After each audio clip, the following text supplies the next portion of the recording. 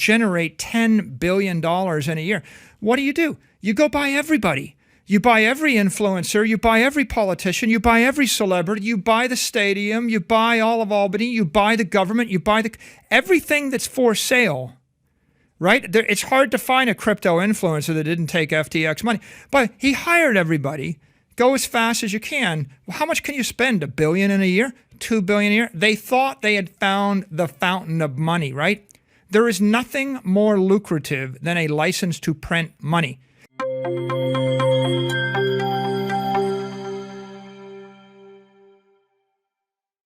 He had created an extremely fragile situation where he had one account, Alameda, that had a $10 billion plus margin position backed by air. And if that air token, FTT or Serum, if they had been attacked by anybody, the entire thing goes up like a house of cards. So I think if you look at all the blow-ups, right, Celsius, BlockFi, Do Kwon, Luna, Terra, Three Arrows, Genesis, and FTX, all of them were going to blow up at some point because, like Luna, Terra, it was $20 billion worth of a stablecoin backed by $2 billion of real assets, and a $50 billion Luna thing that had $50 million a day of real liquidity. So they were all running on 100x rehypothecated leverage, and they were going to blow up. It's just a question of when they're going to blow up. I think that this is it's a painful deleveraging of the entire industry. But if you look at everybody that was kind of behaving badly, like doing stupid things, like again, aggressive lending in the real world is 1.4 leverage. That's insanely aggressive lending. These guys were all running at 20x, 10x. That's insane leverage. To me.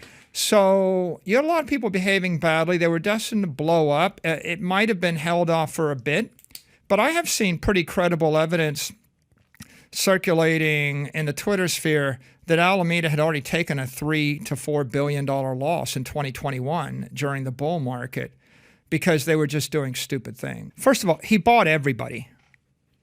And and let me just make a stark observation.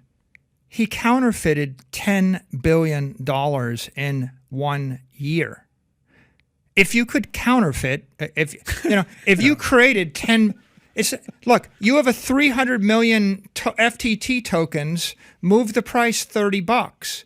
Do the math, right? $30 on a token when you give yourself 300 million of them is 10 billion. And that's just one token. So if you fall off the turnip truck and you find that you can generate $10 billion in a year, what do? You go buy everybody. You buy every influencer, you buy every politician, you buy every celebrity, you buy the stadium, you buy all of Albany, you buy the government, you buy everything that's for sale, right? It's hard to find a crypto influencer that didn't take FTX money, but he hired everybody. Go as fast as you can. Well, how much can you spend? $1 billion in a year? $2 billion a year? They thought they had found the fountain of money, right? There is nothing more lucrative than a license to print money. This is why the Bitcoin maximalists just get so angry, right? They declare war on the shitcoiners and shitcoinery. The idea that you can just create your own token, sell it to the general public, and manipulate the price of it and dump it on. But here's where the poor Bitcoiners never figured out. Their view is they're creating a shitcoin and dumping it on retail. But again, Sam's twist on it was, no, I'm not going to dump it on retail. I'm driving it to the sky. I'm never going to sell it. I'm going to use it to buy other banks, and then I'm going to drain the assets out of the bank by giving myself an under-the-table loan. It's so much more diabolical than just dumping a shitcoin on unsuspecting retail traders. So yeah, he did it. And he invited that scrutiny. And look, the stuff in the domain a year ago was Sam makes $10 million a week at Alameda. Alameda is a money machine that generates $10 million a week or $500 million a year, and that's his cash cow. And the exchange is just the exchange. And then people couldn't quite figure out the rest, except for the fact that obvious all these tokens or air tokens that are being manipulated offshore, right? So the belief was they were good traders and they were manipulating air tokens and running an unregulated exchange. The truth, of course, that comes out now is they weren't good traders. They were goofballs. And really, the machine that made this all work, the brilliance of it is to generate $10 billion worth of fake collateral and then borrow $10 billion. It's crazy to me. Well, I mean, three things. I generate $10 billion in fake collateral. I take $10 billion of money out of my bank from my real customers. I show fake fraudulent accounting statements to investors and get them to give me billions more. And then I pledge the token collateral to other crypto hedge funds and get them to give me billions of loans. So you could say that last part, that was, I took advantage of some other crypto bros that were also a bit, risk addicted, too aggressive. And I took advantage of venture capitalists that threw caution to the wind that weren't paying attention. And the first part is, I attracted all those billions by just telling people I'll give them extreme leverage and let them trade these tokens and make it cheap. And then, again, there are these diabolical twists where Sam would buy BlockFi and then pressure them to put their assets on his exchange. And so he bought a lot of things, and when he bought the things, he would pressure the people to put their assets on his exchange or trade with him. So I'm issuing equity, like the equity in FTX, was worth, Sam would say, it's a $32 billion valuation. You remember reading that in Forbes and Fortune? Okay, I've got a $32 billion company. I'm going to give you $1 billion worth of FTX equity. And then I've got my shadow equity, $10 billion worth of FTT. At one point, FTT was worth $15 billion. So they generated these two equity tokens, the people that are based on what? Opaque financials that are fraudulent, right? If I have fraudulent financials and I crank up the two equity tokens, then I can use them to do acquisitions. You're rolling the entire thing forward. So I guess my point here is, if you're doing that and you're extracting $5 billion of real cash, and then he put $1 billion into a Bitcoin miner, he put $1 billion into marketing, he bought $1 billion worth of other stuff. If you're actually extracting real cash, you're burning the candle at both ends. And so it was destined to blow up because they were just too aggressive. Just like with Terra Luna, UST was a stable coin when it was a couple $1 billion and Luna was a few billion more. It's like a $6-8 billion unstable thing. But what blew it up was when Do Kwon decided he wanted to offer 20% yield on UST, and he took that $2 billion stable coin to be worth almost $20 billion. Now you've got $20 billion, and then Luna became worth $60 billion or $50 billion. So you've got like this $65-70 billion complex getting big too fast. It's like if I borrowed $20 billion and I agreed to pay you 20% interest, I have to come up with $4 billion a year in real cash to roll that forward. And if I'm printing my own equity token to pay the $4 billion, eventually that equity token crashes because it gets diluted in the market and the entire thing just goes to zero. So going fast on a Ponzi scheme caused it to blow up. Bernie Madoff went slow, and that's why he was able to roll. And he didn't wave a red flag at the bull, right?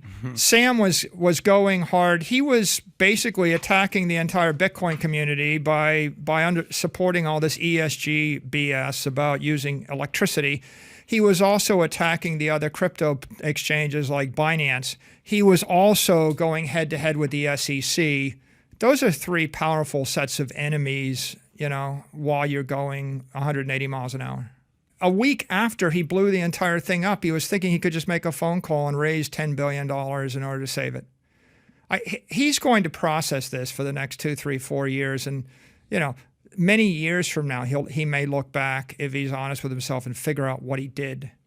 I think he's just deluding himself. You know, it's Really? like these stories we tell ourselves that if we tell these, like, for example, if you listen to Sam's language, he doesn't say, okay, I stole $10 billion from my customers and I used FTX like my personal piggy bank and I gave it to Alameda and then Alameda gave $4 billion of it to me and then I spent it on stuff. He doesn't say that. He says, I didn't realize that Alameda had a margin position. It was a little bit bigger than I thought it was, and we had a little bit of messy account. I didn't realize I marked it up $6 billion and took the money. He's like, our accounting was messy, and our margin position was a bit larger than I understood. He doesn't say, I counterfeited $14 billion worth of air tokens. He doesn't say that. He says, well, we had $14 billion in assets, but we just didn't have the liquidity at the time we needed the liquidity. If we'd had more liquidity, then we could have met these particular demands, and it would have all been fine. So living in this world of liquidity and margin is a way for you to say, you don't have to say, my customers put $10 billion in my bank and I took it and lost it and spent it. He just says, my customers had margin positions. I had margin positions. It was all, ours was a little bit bigger. Now, he still hasn't kind of admitted or fessed up to this fact that he had God mode. It's like I run a casino. Everybody comes in the casino and you roll the dice. And if you lose your chips. But my son is able to bet infinite money. And if he loses, he can double down with infinite money. And he can and he never has to pay it off. And so there's one player in the casino that never loses, only wins, and can always double down. Always fun. And so the result is Sam set up a casino. Everybody else was subject to being liquidated, and Alameda had this God mode where they could bet and they could withdraw any amount of money and they could bet and they would never be liquidated. So what that means is over time, Alameda ended up with a $10 billion debit. There was $10 million credited to the rest of the players. When Alameda went to a $15 billion debit, right, the entire thing collapses. And he still hasn't kind of come to grips with the fact that that's unethical.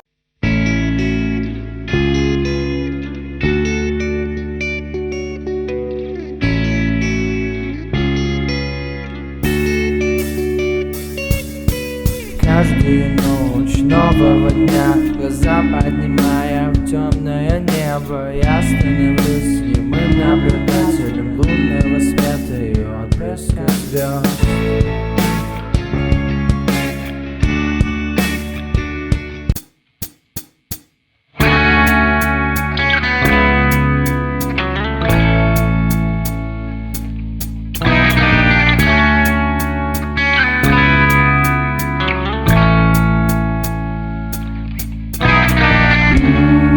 Пустой зал, ожидание вокзала. Стою и смотрю куда-то в сторону перрона, и забыв уже, как все мне надоело, я вижу, как ты выходишь из